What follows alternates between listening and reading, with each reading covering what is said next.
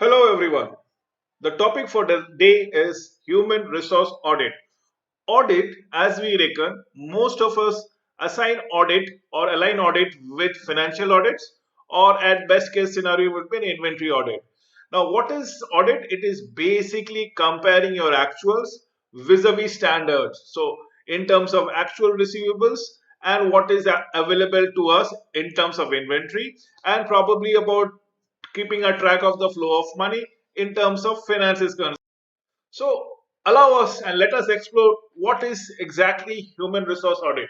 So we will try to define it for you, the significance of HR audit, we'll express the need for HR audit, the scope of HR audit, the use of HR audit, objectives of HR audit, benefits of HR audit, special areas for HR audit, threats or the disadvantage as the case might be. We'll also discuss or give you a brief approach of 5 specific approach how to conduct an HR audit, and therefore we'll wind it up by the giving you probably the authenticity or the regularity or seasonality of the audit that needs to be taken care of, one, and wind up this particular presentation with some sample reports of an HR audit just for your understanding purpose. We'll give an sample of certain audits of certain areas of HR. So, the definition, the HR audit is a process to review implementation of your institution, policies and procedures. Remember your organization's rules and regulation. Ensure compliance with the employment law, the law of the land, whatever the requirement, if there is a gender equality, if it is equal employment of opportunity, eliminates liabilities, and definitely implement best practices and educate your managers. Or, in other words, HR audit refers to the examination and evaluation of policies, practices, and procedures to detect effectiveness and efficiency of HRM and verify if the mission, objectives, policies, procedures, programs are chased and expected result achieved. HR audit also suggests future improvement based on your past activities. Let us discuss the significance of HR audit. Now, why is it most required? This is why, because the top management feels that the employee participation in an activity is a must for the success of the organization. Without the total sense of involvement of all the employees, the organization will never reach the pinnacle of success. It provides required feedback, definite feedback from both the top management to the bottom employees and from bottom employees to the top management. Managing rising labor costs. So you need to be transparent about what exactly your cost is, whatever your margin is all about it, and thus avoid unrest. Increasing opportunities for competitive advantage in HRMM. What is exactly the increasing competition? Because similar organizations are sprouting up everywhere. They are also trying to attract talent. Now, if you can be very clear about your objectives, very crystal clear about your policies, that is what helps you. The sense of being fair and square with everyone. The employees will value your opinion and organization to the upteenth level. HR audit can avoid government intervention. Human resource planning, HRP, protects the interest of the employees, most importantly. So, through audit of HR practices and policies, we ensure that there are no legal obligation exists. That means we are not crisscrossing any of the legalities of the land. So modern organization also would love to increase the size of the organization, the bench strength of the employees, and so on. Change philosophy of management towards human resources. Change it from a you and I feeling, from two parties feeling to one team member feeling, the feeling of oneness, the feeling of camaraderie, increasing strength and influence of you. We'll discuss the scope of the audit. Now, if you look into it, the scope is far and wide. You name it, we have it. We have HR policies, we have philosophies, we have programs and practices, personal result, research and innovation, planning, forecasting, scheduling, staffing and development, negotiation, organizing, motivation, delegation, leadership style, supervision, and special area. Now, I think most of these things are clear with you, except for special area. Let's say many organizations have the sick room or medical room. That can be a special area. Many organizations has got firefighting rooms also. What happens in cases of fire breaks out? These are the special area which comes under the ambit of the HR function. You should utilize fire extinguisher which have not expired. So we need to go for this thing, right? So we all of us understand supervision, leadership, motivation, organization.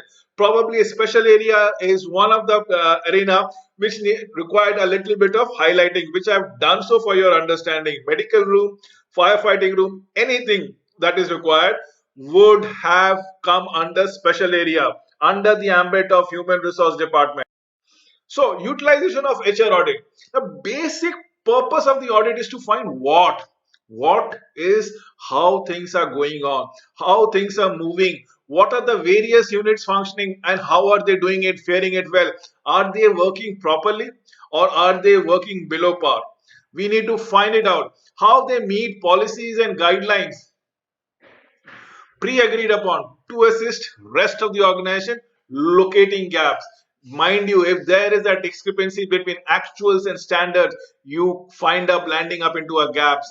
This gap needs to be notified, result to be monitored, and proper feedback has to be given so as to correct the anomalies. Now we need to plan. We need to, if there are machine needs to be reserviced, it is going for a breakdown. We need to plan it accordingly. We might give some of the employees annual vacation during that time, motivate them and keep them spruced up. So these are things that can come with an HR audit, so that a breakdown time can also be made into an advantage for the organization as a whole. Next is the objective. Now, what is the objective? Number one and the foremost thing is to understand the effectiveness of the activities of the human resource department, understand the effectiveness of the camaraderie among the employees, understand how good, bad, or things are going wrong within the employees. If we can pinpoint it, implementation to locate the gaps, the lapses, the failing, if any policies or procedures somebody is misutilizing it or misusing it or is not been able to understand or comprehend, it is up to the HR to let them know about their rights and what they are doing right thing or a wrong thing, also to see what can be done or improved upon, so that there are nothing that can be hindered upon or any policies that becomes a hindrance for the development or execution of the human resource activities. Then comes the rectification to take corrective action. Once you find there's a gap, once you find there's a hindrance, once you find there's a blockage, be it in understanding, be it in implementation, be it in the policy itself, you need to rectify your things, your mistakes, your shortcoming, brainstorm it, go for a full discussion and understand the anomalies or the pain points of every stakeholder so that it can be rectified. Then comes the evaluation to evaluate HR staff and employees about their motivation level, about their confidence level, about their skill level, to evaluate an extent to which line managers applied policies, programs, and directives initiated by the top management and HR department. Point to be noted is to be aligned. Everybody, be it in the top management, be it the functional head, be it the HR head, everybody should be aligned as to the policies, procedures, performance of the employee, department, functional machinery, and so on. Modifying to review HR system and modify to meet challenges in comparison with the organization. We need to go around it. We need to be flexible. We cannot be rigidity as if this policy has to be implemented in black and white. We need to question ourselves. We need to seek answer as to what happened, what went wrong, and how did it go about it. Because accordingly, we need to draw our policies, practice, and directives in HR. Benefits of HR audit. Now, the advantages of audit, having an audit is to identify the contribution. Now, HR department is often blamed for so many of an anomalies. Many say that this is a non-productive department, or should I say, these department, HR department, is only there to find faults. Probably not, because HR department professional images has to be made up to the mark polished up, and that can only be done with an HR audit. Fosters a sense of responsibility, a sense of professionalism among the HR staff, classifies HR departments do's and don'ts, the rules and regulations, their responsibilities and duties, stimulate uniformity of personal policies and practices, identify critical personal problems, ensure timely legal compliance requirement, and definitely, most importantly, to reduce HR human resource costs. In this case, it can be the department, the employees, and or should I say, improve upon the profitability. So, what are the disadvantages? If we know the advantages, we should have disadvantages also. So, the pitfalls are full auditing is very costly and time consuming.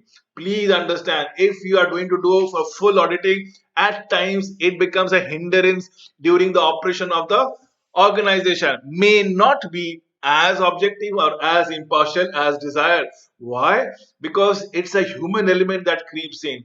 Probably you can get biased according to a certain department or certain personnel, try to find fault for no reasons at all, so impact certain actions may not be very crystal clear. So these are the disadvantages of HR audit. Now, special areas, what are we looking into it?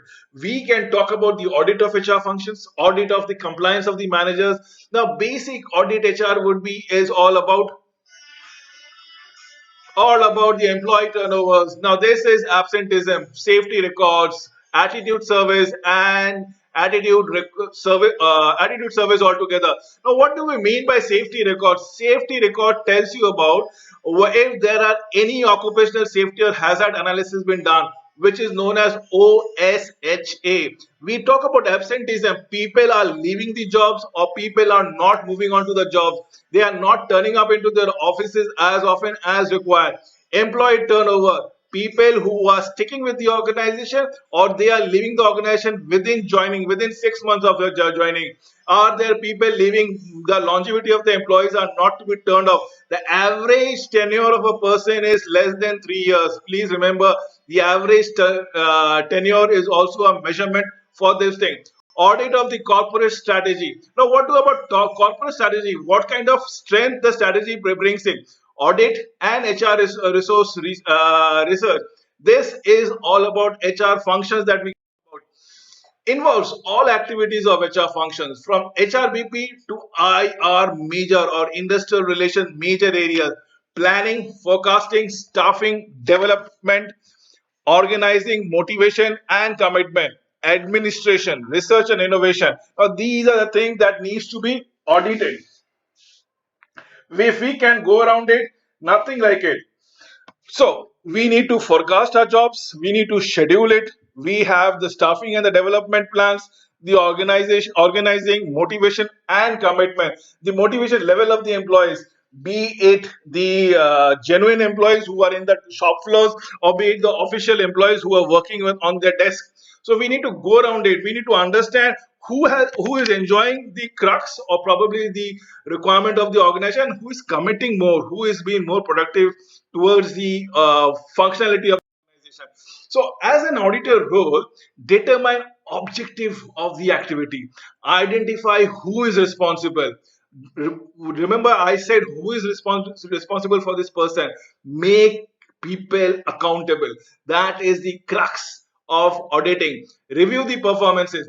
Develop action plan to correct deviation between results and goal. Follow up action plan. HR evaluation must justify existence of department and its expenses. So what are we looking at it? We are not only finding the gaps, we are trying to improve upon it. We are trying to pinpoint what went wrong. We are trying to train it, groom it, and probably eliminate them. And most importantly, we're going to try to reduce the cost also. How do we go around it? We have to justify everything as why we were doing it and why there is a change in the approach. So department has no reasons to function if it fails to contribute to the company's bottom line. Definitely, cost is an example that needs to be. Now, 5 approaches to HR audit. One, comparative approach. Please, we will be talking about these 5 approaches in details in the subsequent slide. Outside authority approach, statistical approach, compliance approach, and MBO approach. MBO is management by objective.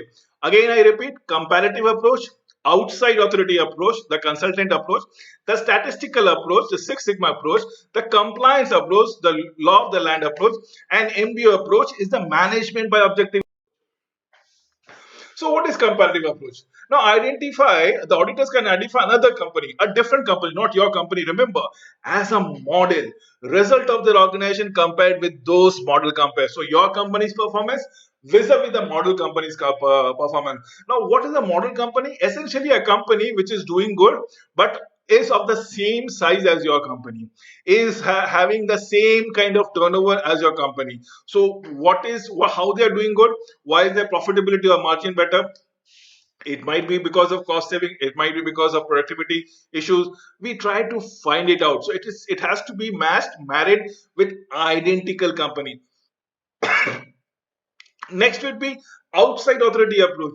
Often a consultant has been appointed, an outside consultant who will treat it as a benchmark for comparison of his own result. Let's say a consultant is not only been appointed by your company, but similar companies of your sizes also, similar sizes of your company many a times. So he has or she has a very rational approach to understanding the what exactly should be the benchmark. We come to the compliance. Auditor reviews past action to determine if those activities comply with legal requirements, company policies and procedures. A final approach is for specialists and operating managers to set their objective.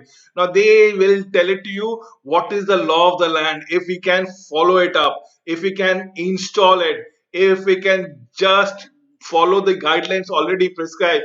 That means we are not going on the wrong side of the book or wrong side of the law. That means the final approach is for the specialist and operating manager to set objectives and be very clear as to the operations of a particular department. The last approach will be MBO approach, management by objective approach. Definitely creates a specific goal against which performance can be measured. Then the audit team, research team, actual performance compares with the objective. So we have the specified goals, and then there is a performance, and we reach a certain goals around here. So that becomes your actual performance. So specific goals and actual performance, if we compare with them, are there any gaps? And that is what is management by. We come to the fag end of the presentation, which says period of audit. The regularity of the audit, the cyclical nature of the audit, the seasonality of the audit. Normally, any audit will be done annually, though it is preferred to conduct by human resource audit annually, but it is advisable to conduct audit once every 3 to 5 years. 3 years to 5 years, you should be doing it thorough HR auditing for all the functions and all the aspect of the organization, keeping in view that fact that the realization of the organizational goal may not be identified within a year. So, what is an audit report? The program comes to an end with the preparation of the report. Report may be clean or qualified. It is qualified if HR performance contains gaps for which remedies are suggested. Report is clean when performance is fairly satisfactory. So you need to understand there should not be huge gaps. A little bit of gap is understandable. Everybody is it cannot be, there is a difference between theories and practicals, right? So in practice and in theories, two different identical are not an identical world altogether. So we need to understand that report, and we should take everything with a pinch of salt and understand if there are small anomalies, it is very much acceptable. So I come to the last end of the presentation wherein I'm just giving you a partial checklist. I am trying to give you 2 3 checklists in terms of employee relation. Now, if you look into these checklists, you can. I'm sure about it. You can cross this. Is there a system of a performance evaluation? Yes or no? If there are no, you click it. If there are yes, you click it. See if you can. This is click. This is click. This is click. So you are just having a checklist that goes around it. It is just a partial responsible for you. Now, what I'm trying to give it to you, I'm giving a partial checklist, right? A partial area which needs to go. This is all about relations. Now, I have included this thing. Why this particular heading? Because people might find the relation. How can you have an auditing of a relation? So our employment practice in life with the various anti-discriminatory law, it comes on that relationship, right? So yes or no, our managers are trained in anti-discriminatory law. Do exit interview actually take place? Yes or no? Do members, or last one is very important, is whistleblower policy in effect? So if there is something going wrong, right, somebody can raise an opinion or raise a flag. What will it be done? How it will be handled? Is there any? Similarly, safety, security, and workers' compensation. Now, people might be talking about it. How can we go around for safety, security, and workers' compensation?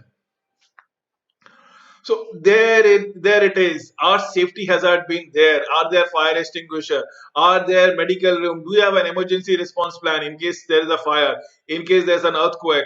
Are workplace accident, near misses, injuries, illness properly investigated? Are everything properly lit? Is the work area properly lit? Ample amount of natural light, ample amount of artificial light being there? Are minors being prohibited? Is there a no entry rules to certain hazardous area? Is a proper OSHA, occupational safety and hazard analysis, a workers compensation information posted on board? So everything has been clearly mentioned. If not stated verbally, it should be there on the signage on the area of your workplace. Are return to work programs checked for effectiveness? Definitely yes. Before you set up or get into a job, are things proper and equipments are being given to you people or not? So I'm giving you a brief idea of what kind of audit checklist would be all about it. This one is an easy one where our personal files are current, or what documents are held in personal file, and so on and so forth. How long can we have it? Now I'm just giving an idea as to what can be taken care of. So how a paid time off, workers compensation documented, and so on and so forth. Now apart from this also, we can have checklist for organization. For most common thing would be recruitment. We can have for compensation and benefits. We can have anything onto any of the other material that goes around it for training and development, and so on and so forth. I come to an end of this presentation. Thank you for watching.